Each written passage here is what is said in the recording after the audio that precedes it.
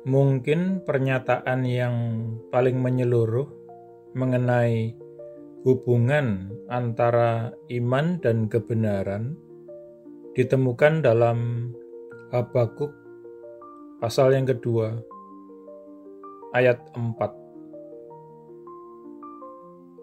Orang benar akan hidup di dalam imannya. Dalam teks aslinya, kata adil atau benar adalah dua cara alternatif untuk menerjemahkan kata yang sama, yaitu sadik.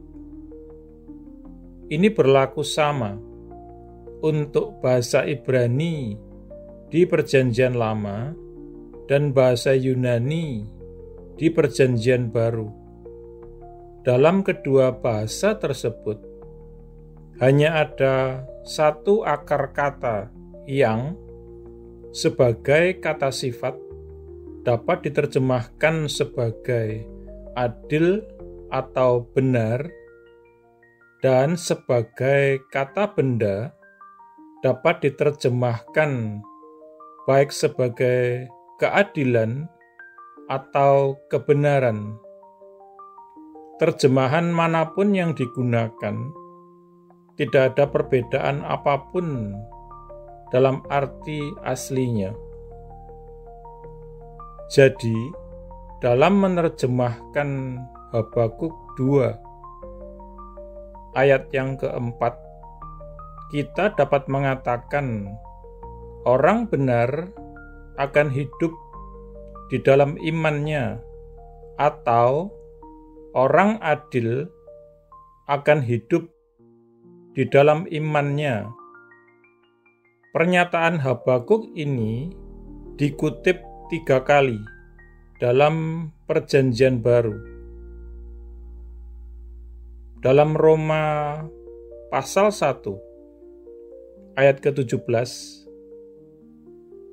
karena di dalamnya kebenaran Allah dinyatakan dari iman kepada iman, sebagaimana ada tertulis, orang benar akan hidup oleh iman.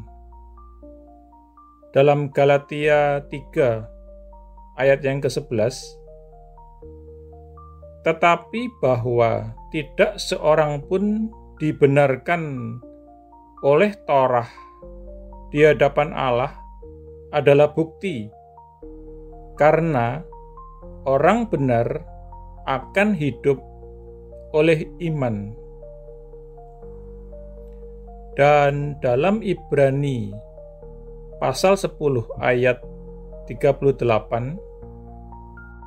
tetapi orang benar akan hidup oleh iman, dan jika dia mengundurkan diri, jiwaku tidak berkenan di dalam dia. Dalam ketiga bagian ini diterjemahkan, orang benar akan hidup oleh iman. Sulit untuk membayangkan bahwa kalimat yang sesingkat dan sesederhana ini telah menghasilkan dampak yang begitu besar pada sejarah umat manusia. Dalam Alkitab, seluruh kalimat ini hanya terdiri dari 6 atau 7 kata. Namun, kalimat ini memberikan otoritas dasar dan alkitabiah untuk pesan Injil yang dikhotbahkan oleh gereja rasuli.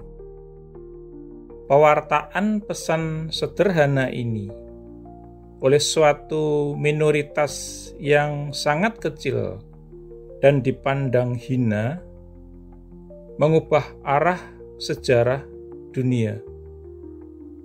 Dalam 3 abad, hal itu membuat Kaisar Romawi yang agung itu bertekuk lutut memeluk kekristenan, kepala kekaisaran yang paling kuat, paling luas jangkauannya, dan paling bertahan lama yang pernah ada di dunia. Sekitar 12 abad kemudian, kalimat yang sama ini yang digerakkan oleh Roh Kudus ke dalam hati dan pikiran Martin Luther menyediakan tuas Alkitabiah yang menggulingkan kekuasaan Paus Roma Katolik, dan melalui reformasi Protestan sekali lagi mengubah arah sejarah, pertama-tama di Eropa dan kemudian melalui jangkauannya ke seluruh dunia. Tidak diragukan lagi bahwa hingga hari ini kalimat sederhana yang sama ini ketika dipahami dan diterapkan oleh iman mengandung di dalamnya kuasa untuk merevolusi kehidupan individu-individu atau arah bangsa-bangsa dan kerajaan-kerajaan. Meskipun begitu singkat dan sederhana, cakupan kalimat ini, orang benar akan hidup oleh iman, sangatlah luas. Kata hidup mencakup hampir setiap kondisi atau perbuatan yang dapat dipikirkan dari setiap makhluk yang berakal. Itu mencakup semua bidang kepribadian dan pengalaman manusia dalam setiap aspek yang dapat dipikirkan: spiritual, mental, fisik, material. Itu mencakup rentang aktivitas seluas mungkin, seperti bernafas, berpikir, berbicara, makan, tidur, bekerja, dan sebagainya. Kitab suci mengajarkan bahwa untuk seseorang diterima sebagai orang benar oleh Tuhan, seluruh aktivitas di dalam diri orang tersebut harus dimotivasi dan dikendalikan oleh satu prinsip besar, iman. Kita berdoa. Terima kasih Tuhan, bahwa di dalam hidupku juga iman adalah kuasa yang secara terus-menerus memotivasi, bekerja, dan menyembuhkan. Aku bersyukur kepadamu atas kuasa iman yang selalu memperbaharui di dalam hidupku dan di sepanjang hidupku, juga di dalam kehidupan banyak orang yang mempercayai Engkau dalam pengaruh, perhatian, dan kasih-Ku kepadamu. Amin.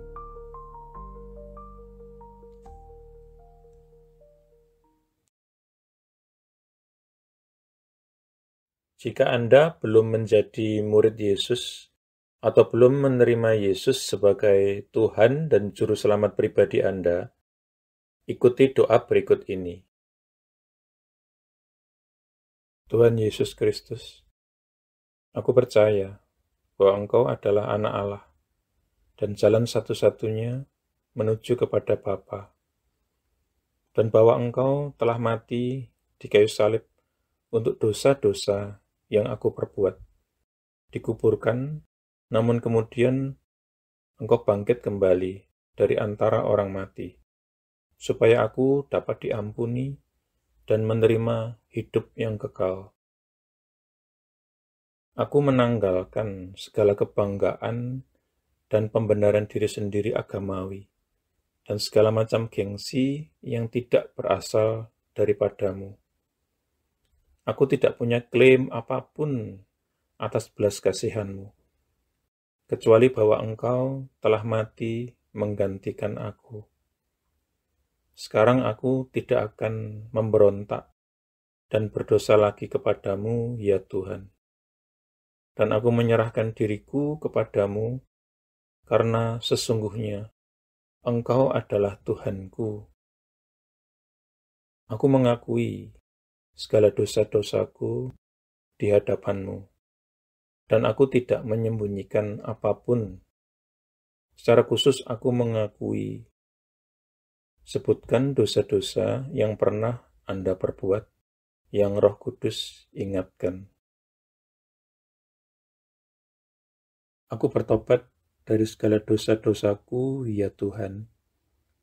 Aku berbalik dari mereka, dan aku kembali kepadamu, ya Tuhan, untuk belas kasihan dan pengampunan-Mu. Aku memohon pengampunan-Mu, terutama atas dosa-dosa yang menyebabkan diriku terkena kutuk. Lepaskanlah diriku juga dari akibat dosa-dosa bapa leluhurku di masa lalu. Oleh keputusan kehendakku, aku dengan sadar mengampuni setiap orang yang pernah melukai atau bersalah atau merugikan aku, sama seperti aku ingin Tuhan mengampuni diriku. Aku menanggalkan seluruh kepahitan, seluruh kemarahan dan dendam, dan segala kebencian. Secara khusus, aku mengampuni. Sebutkan nama-nama orang yang Anda maksudkan. Aku membatalkan dan memutuskan segala hubungan yang pernah aku miliki dengan hal-hal okultisme dan segala macam agama palsu dan segala sesuatu yang berasal dari iblis. Seandainya aku masih punya barang-barang yang menghubungkan diriku dengan iblis, okultisme, dan agama palsu, aku berkomitmen saat ini, Tuhan, untuk menyingkirkan dan menghancurkannya. Dengan ini pula aku membatalkan segala hak atau kekuasaan yang dimiliki iblis atas tubuhku dan kehidupanku. Tuhan Yesus, aku berterima kasih bahwa di kayu salib Engkau telah menanggung segala kutuk yang mungkin mengikat diriku selama ini. Engkau telah dijadikan kutuk, supaya aku dapat ditebus dari setiap kutuk dan mewarisi berkat-berkat Allah. Atas dasar itu, aku memohon Engkau, Tuhan, untuk melepaskan aku dan membebaskan aku dari segala kutuk yang mengikat kehidupanku di dalam nama-Mu, Tuhan Yesus Kristus. Aku menyerahkan diri dan menundukkan diri kepadamu, ya Tuhan, dan aku melawan iblis. Dengan iman, aku menerima kelepasanku sekarang, dan kuucapkan terima kasih, Tuhan, untuk kelepasan ini. Amin. Selanjutnya, Anda bisa mendapatkan pengajaran meletakkan fondasi bagi murid Yesus dengan subscribe di channel ini. Tuhan Yesus memberkati.